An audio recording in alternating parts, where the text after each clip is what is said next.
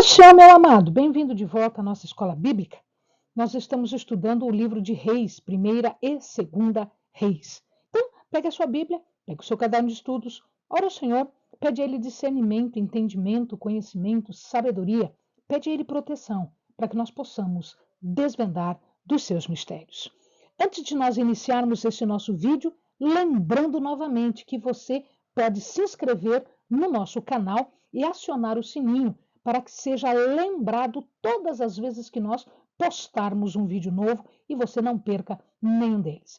Você pode compartilhar estes vídeos com quem você quiser, da sua família, seus amigos, seus conhecidos, igreja, família, enfim, todos aqueles que você desejar compartilhar. Também não esqueça de curtir os nossos vídeos. Isso faz com que eles se espalhem mais e nós possamos, então, disseminar a palavra de Deus. Amém? Pois muito bem, estamos na última parte, falando da história de Judá até a queda de Jerusalém, mas, especialmente, nós vamos falar hoje de três dos reis, Manassés e Amon, de Judá, e o rei Josias. Para termos uma ideia melhor, de volta a esse nosso quadro, mostrando que nós já estamos no final do estudo dos reis aqui de Judá, uma vez que Israel já caiu diante da Assíria. Então, nós estamos estudando esta parte aqui agora. O rei Amon tinha 22 anos quando começou a reinar, mas ele reinou apenas por 2 anos, de 642 até 640 a.C. Ele nasce quando seu pai tinha 45 anos, no 33º ano do seu reinado.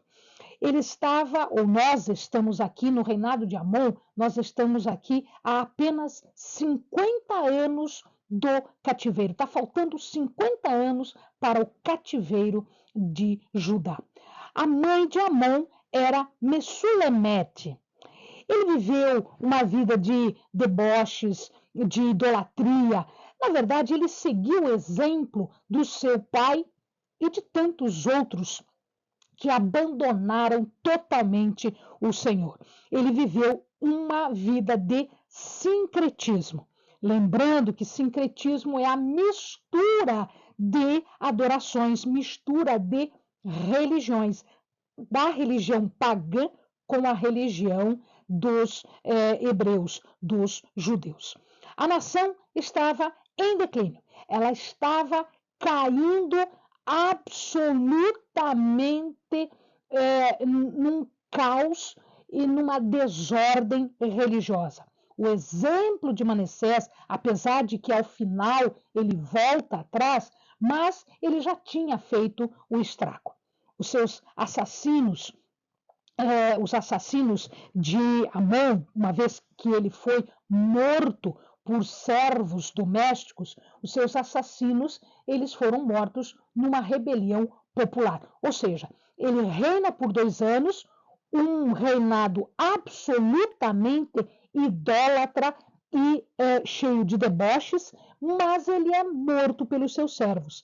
Estes servos que o mataram também são mortos. Ele é enterrado junto ao seu pai no jardim de Uzá. No seu lugar, assume Josias. Josias tinha 8 anos quando começa a reinar e reina por 32 anos, de 640 a 609. Gedida, que quer dizer amada, foi a sua mãe. E Josias quer dizer Yahvé tem dado. Este Josias foi um dos grandes reformadores.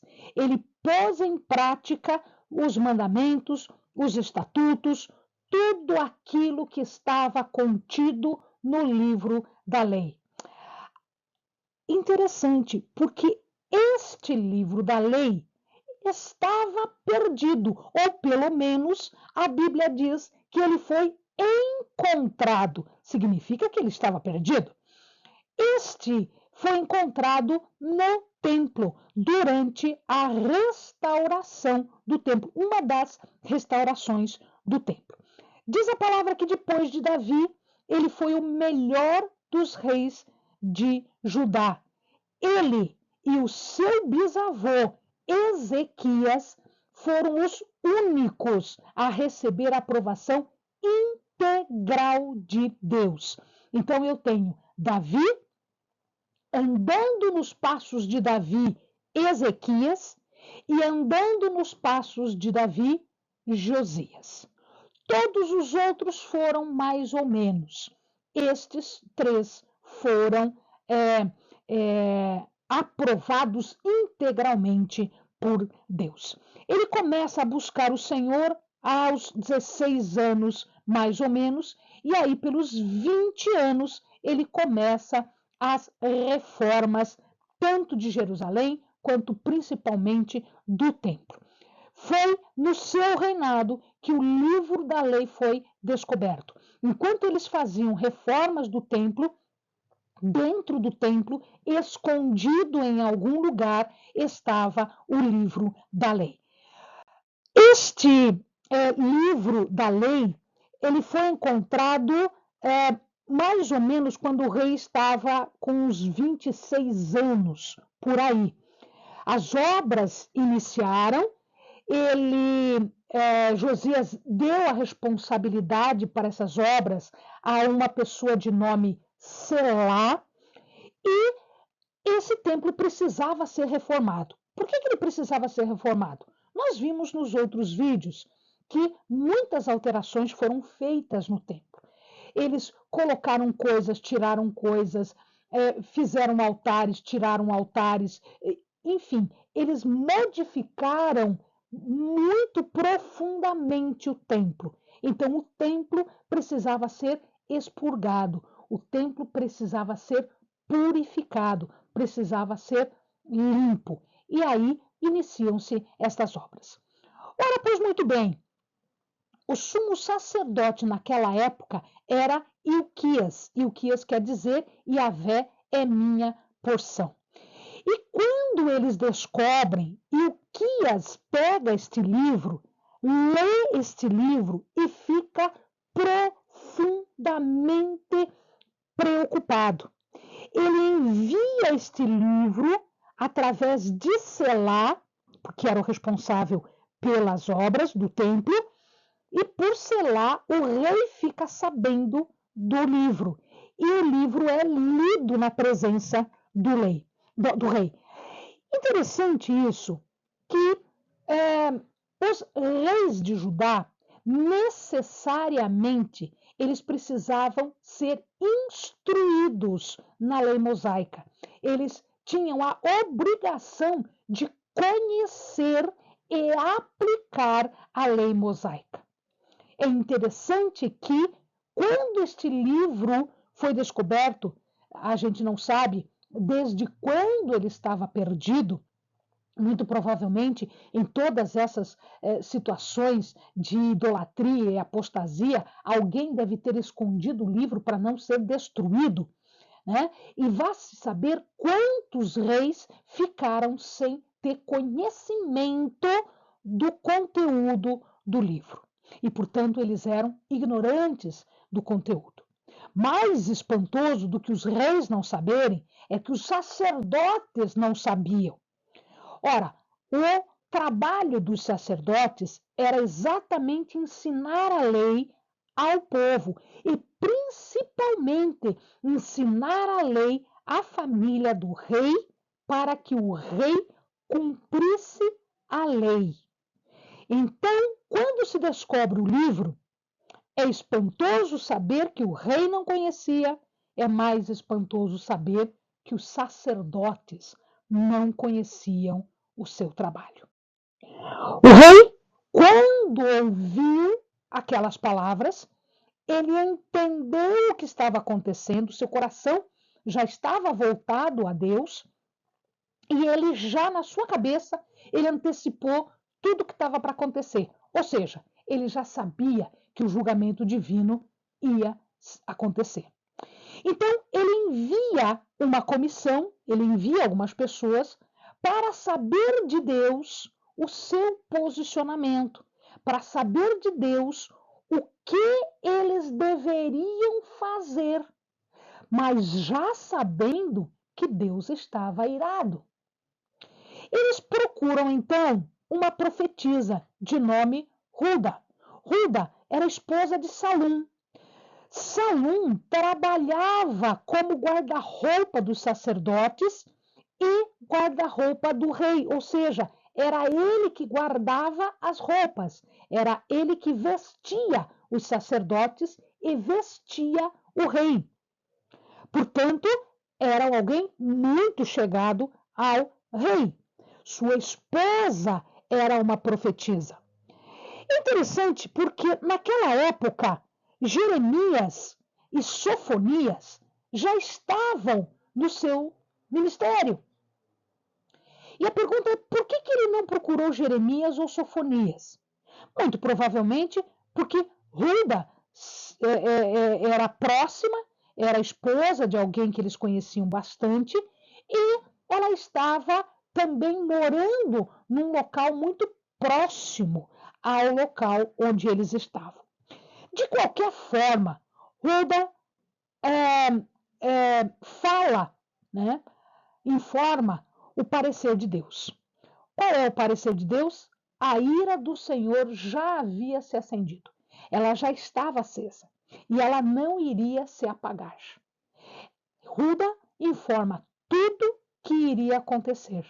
Aquilo que estava previsto e predito no livro, como consequência do pecado. Deus então enviaria desastre contra Jerusalém do mesmo jeito que ele enviou o desastre contra Israel. Ora, Josias então, sabendo disso tudo, se humilha diante de Deus, rasga suas vestes, chora verdadeiramente, e Deus, por misericórdia, haveria de se comprometer a recolher Josias em paz. Tanto isto é que Josias morre 4 anos antes do primeiro ataque de Nabucodonosor contra Jerusalém. Ou seja, Josias não viu o que iria acontecer. Josias não viu a ira de Deus. Mas ele tentou de todas as formas consertar o melhor que ele pudesse. Ele reuniu os anciãos, os sacerdotes, os profetas, e agora Jeremias e Sofonias são chamados também. Ele reúne o povo e eles realizam uma assembleia solene. Nesta assembleia solene, o que deveria ser feito de 7 em 7 anos, e que nunca tinha sido feito antes, né? Um bom tempo não estava sendo feito, eles leem o livro e renovam o pacto. A renovação do pacto acontecia sempre que alguma ruptura houvesse. Então, o rei conclama um novo pacto, né, aceitando as suas obrigações e fazendo com que o povo também publicamente aceite as suas obrigações, de tal maneira que ele conclama o povo a se oferecer como povo exclusivo de Deus, reafirmando a aliança com a lei de Moisés, com os pactos feitos por Moisés. Do mesmo jeito que Moisés fez o pacto, ele estava fazendo um pacto que foi refeito ou renovado por Josué, quando Josué sucede Moisés, por Samuel, quando Samuel sucede. Mais adiante, quando Esdras vai fazer isso, quando ele vem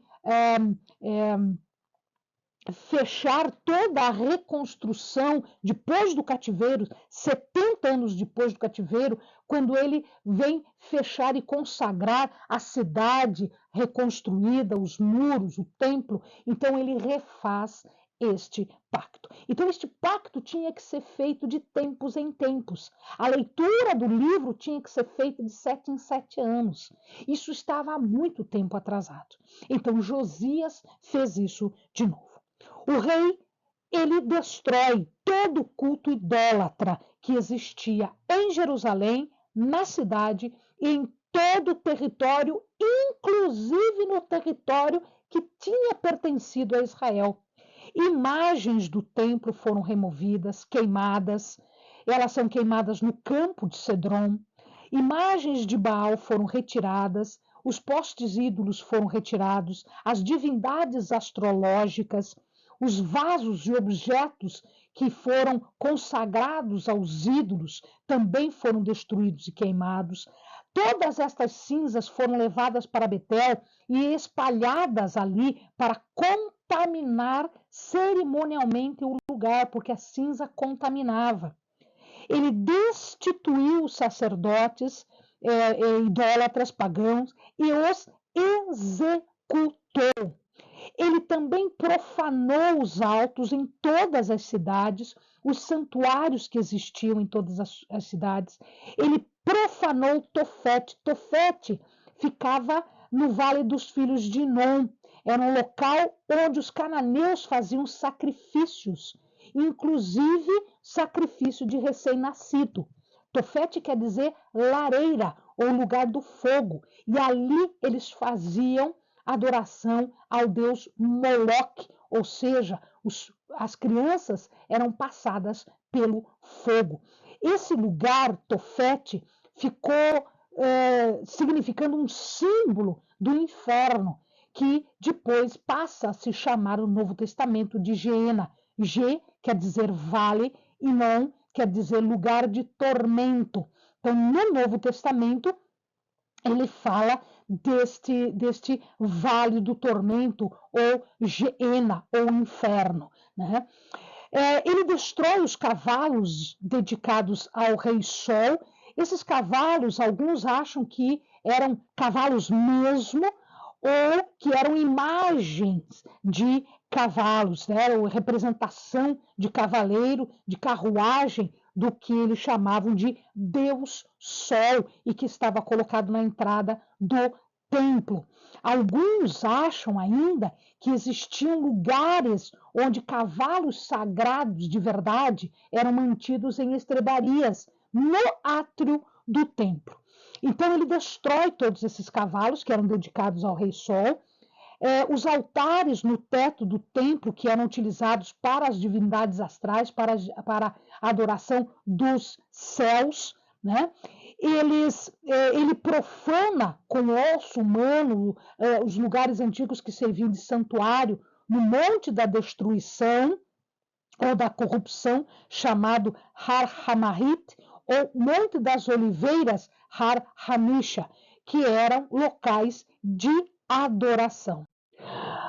O rei também quebra e reduz a pó o santuário em Betel. E ele profana todo esse lugar através dos ossos humanos que foram desenterrados das sepulturas e cavernas que estavam em volta, que eram de sacerdotes pagãos, idólatras, e tudo isso é queimado no altar para destruir o altar. Ele destrói todos os altares de Samaria, executa os sacerdotes encontrados ali, e ele queima também eles os queima, e as suas cinzas também são espalhadas para profanar todo o lugar. Ele abole os médiuns, os feiticeiros e os adivinhos. Ou seja, ele faz uma limpeza praticamente completa. Por que praticamente completa? Porque, infelizmente, na casa das pessoas ainda haviam altares com os chamados terafins, que eram ídolos de família. Infelizmente, as pessoas já estavam muito mesmo degradadas na prostituição religiosa, na idolatria. Ele encontra um monumento na sepultura de um homem de Deus. Que homem de Deus é este? Se os amados lembram, nós falamos lá em 1 Reis 13, um profeta anônimo, um profeta de Samaria, um profeta vindo, né, para Betel e que morreu por desobedecer às ordens de Deus. Ele havia sido sepultado ali, o velho e o novo, né, tanto o velho profeta quanto o novo, foram sepultados juntos. E quando ele encontra esse monumento, ele não permite que mexa nesse monumento. Amados, Josias fez uma limpeza espiritual. Josias tenta endireitar as coisas. Entretanto, como nós vamos ver nos outros vídeos, isto já era tarde demais. Amém, amados? Bons estudos.